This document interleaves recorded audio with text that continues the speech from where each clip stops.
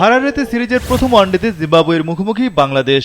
বোলিংয়ে নেমে সপ্তম ওভারে ওপেনিং জুটি ভাঙে টাইগাররা। বেন কারেন 19 বলে 18 রানে রান আউট।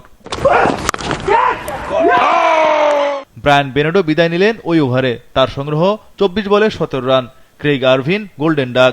10 ওভারে স্বাগতিকরা তোলে 3 উইকেটে 39 রান।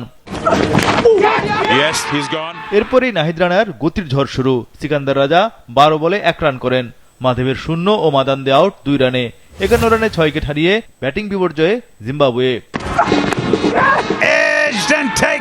নাহিদ রানার বিধ্বংসী বোলিংয়ে বিপর্যয়ে পড়ে যায় স্বাগতিকরা।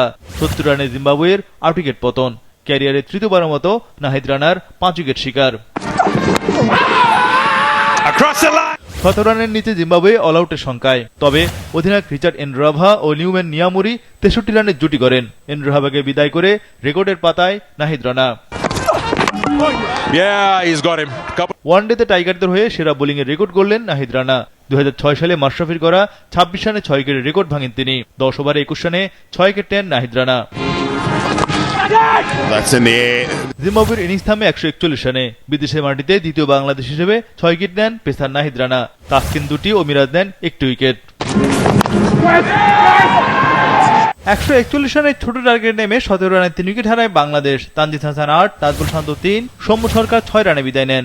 10 ওভারের সংগ্রহ 3 উইকেটে 32 রান। এরপরে প্রতিরোধ করেন তাহিদ হৃদয় ও নুরুল হাসান সোহান। চতুর্থ উইকেটে তারা করেন 49 রানের জুটি। হৃদয় 58 বলে 25 রানে আউট। মোসাদ্দেক কিংবা মিরাজ হাল ধরতে পারেননি। ফলে ব্যাটিং ব্যর্থতায় ম্যাচে কোণঠাসা টাইগাররা। মোসাদ্দেক 3 ও মেহেদী মিরাজ 10 রানে আউট। নুরুল হাসান সোহান 44 বলে 31 রানে বিদায় নেন। 98 রানে 7 উইকেট হারায় বাংলাদেশ দল। শেষ পর্যন্ত 116 রানে অল আউট বাংলাদেশ। 25 রানে জয় তুলে নিল স্বাগতিক জিম্বাবুয়ে।